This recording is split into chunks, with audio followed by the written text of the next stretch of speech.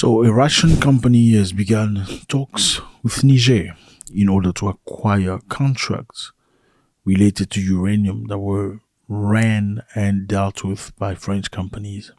What's up, everybody? I hope you're doing good. It's a beautiful night. Thank you very much for stopping by. You're very much appreciated. You know that. You know, it's always a great pleasure to talk to you. I had a very long day today. I'm currently in South Africa, in KwaZulu-Natal, in Durban.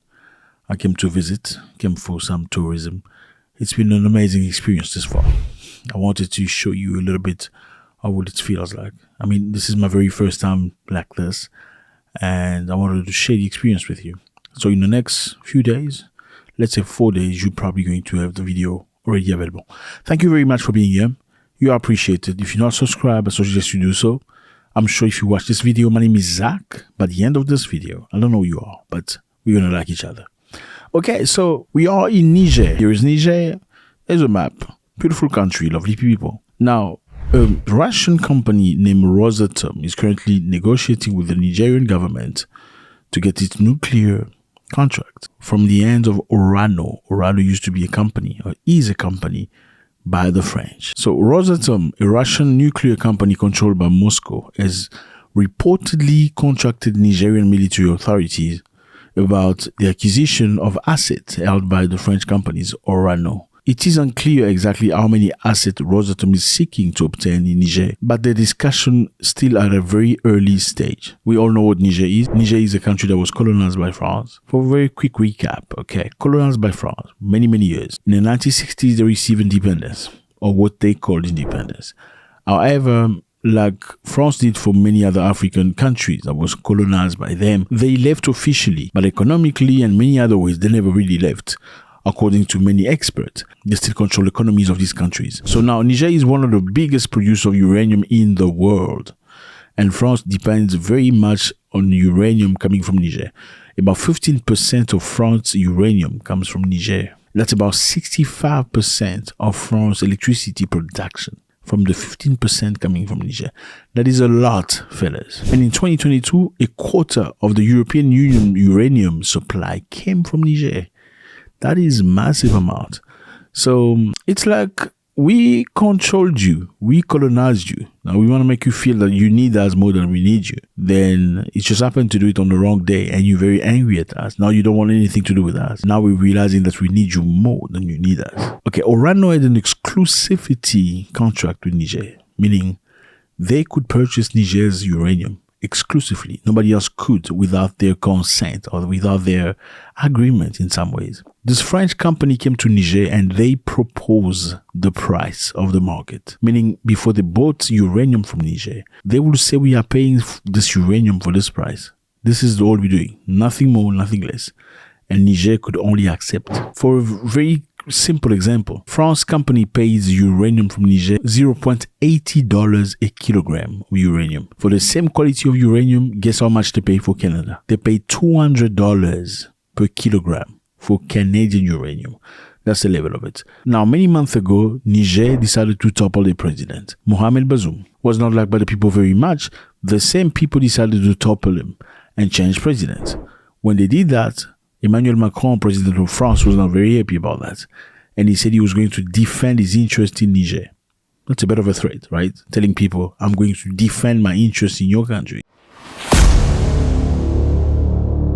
Macron was not very happy because France companies had some good deals in Niger. So when you change presidents like that, you are killing the deals, meaning we are not making profit anymore. However, many people believe Macron could have been kinder, could have been more polite, more respectful toward Nigerian when the Nigerian government asked for his ambassador to present himself so they can have a discussion.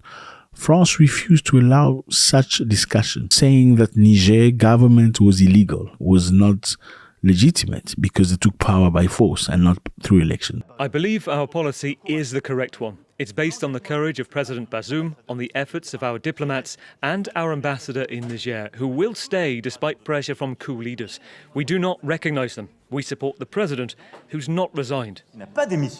You come to somebody's house. They call you because they've just had the reshuffle. They've changed who the boss is. They want to have a talk with you because you've been renting one of the bedrooms. and you say, I'm not talking to you because you're not the boss. This house is not yours. But you don't belong in a family. You just came to rent, or you were put in the house out of help. But you're being called to have a discussion in the lounge, and you're saying, no, I'm not coming to the lounge because I don't recognize you. They kicked them out. Now, when they kicked them out, unfortunately for them, the Russians came in very quickly. Brand new government in Nigeria provided them with weapons, provided them with intelligence against terrorists, provided them with money and many other things, and equipment and training.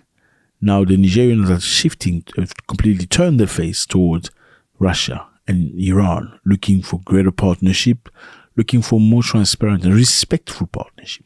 Now it's become very difficult for the French to come back because obviously now the Russians have come. So Rosatom, a Russian company, has come to replace Orano, which used to be a French company operating in the uranium sector in Niger.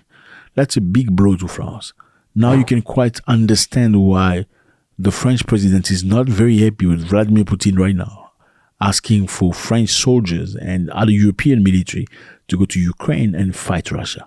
It's not just because of Russia going through Ukraine. It's because the interests of the French in some African French-speaking countries are being baffled, are being taken over by Russia. Here is Congo Brazzaville. In fact, there are two Congos, fellas. I know many people get confused when they talk about Congo. There are two Congo. There is Republic of Congo, which capital is Brazzaville, and Democratic Republic of Congo, whose capital is Kinshasa. These are two separate countries. In fact, many, many years ago, it is believed, some of the people, not all of them, some of the people at the border were the same people because they speak very similar languages. They speak Lingala, they speak Congo, some call it Lari, some call it, it's the same languages, but with different twang, just a little different accent.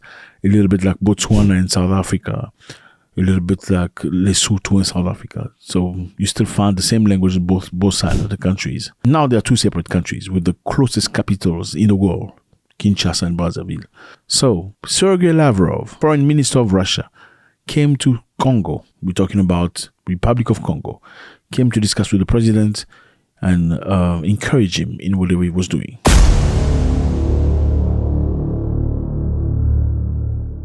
President of Congo was having a meeting to celebrate Mohamed Gaddafi. Not just celebrate Mohamed Gaddafi, but to also promote a reconciliation in Libya.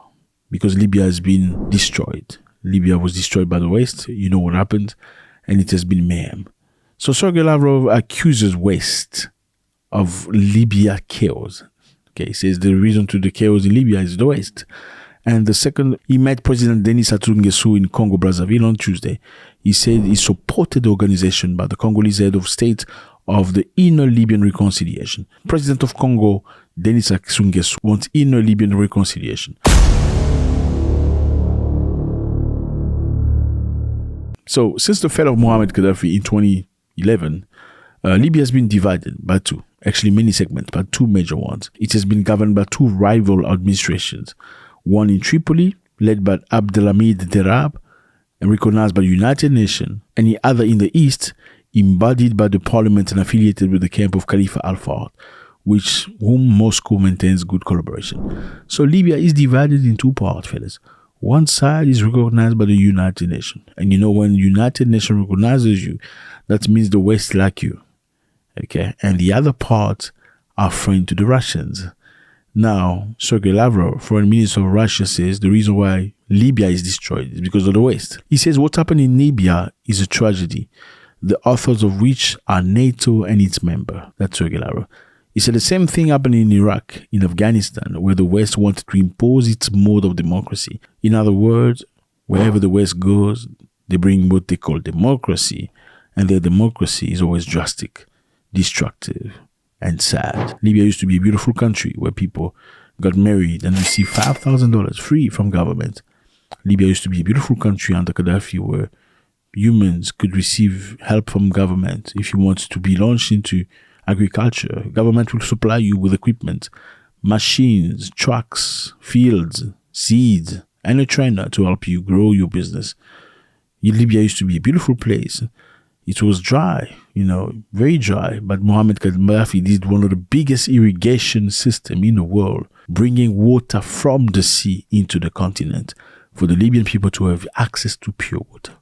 Libya used to be a beautiful country under the dictator Mohammed Gaddafi. That's what they call him, dictator. When people were sick and needed treatment, they could go to different countries for treatment. They could, let's say, somebody needs to go and have an operation in Switzerland. You as a Libyan citizen could go to Switzerland with government-funded money, okay? And your family members, they will accompany you to Switzerland for treatment, which will be paid by government, and you don't have to reimburse. I came here with my daughter for treatment. The Libyan government is supposedly paying for it. Why am I being treated so badly? We Libyans are an exhausted people. We're all tired from the war. That was Libya with the dictator Mohammed Gaddafi. So the West didn't like that because Libyans did not pay tax. There was no tax to be paid in Libya. There was so much resources. Libya was one of those countries where when they sold oil, the oil revenue was distributed to the people of Libya. So instead of you paying per tax to the government is paying you some of the revenue they're making. You don't see that anywhere else in the West. So the West needed to shut that down very quickly and show you that, no, there's no other way to survive besides democracy. Libya was not a democracy. It was not. But they were happy. And the reason why they took out Mohammed Gaddafi is because he urged Africans to use a new system, to ditch the dollar and use dinar. Dinar was money funded by gold, meaning the more gold you have, the richer you are. And by doing so, it would have pushed the West into chaos. That was the reason why they took him out. So Sergei Lavrov said the reason why they took him out is that he supports the Congolese president, Sassou Nguesso, in his quest to get Libyans to reconciliate and be happy together. But he still blames the West for that. So that's what it is, fellas, today. Uranium from Niger will be taken over by a Russian company from a French company. Sergei Lavrov coming into Africa after he traveled from Guinea, now Congo. He's going to go to Chad, trying to get the influence of the Russians all across Africa and all over the world. Let me know how you feel about this, fellas. Do you think the Russians are doing a good thing by trying to bring a new business into Niger to buy Nigerian uranium at a fair price? Do you think Russians are doing a good thing by encouraging Congolese people, Congolese presidents to get Libyans together and bring peace across the continent? It's always a great pleasure. Your comments are very necessary, fellas. YouTube says that you're watching the videos, but you're not affiliated. You're not subscribed. Please do subscribe and drop a comment. We need your comments so we can grow together. It's not about me, fellas. It's about all of us together, learning and dancing together. God bless.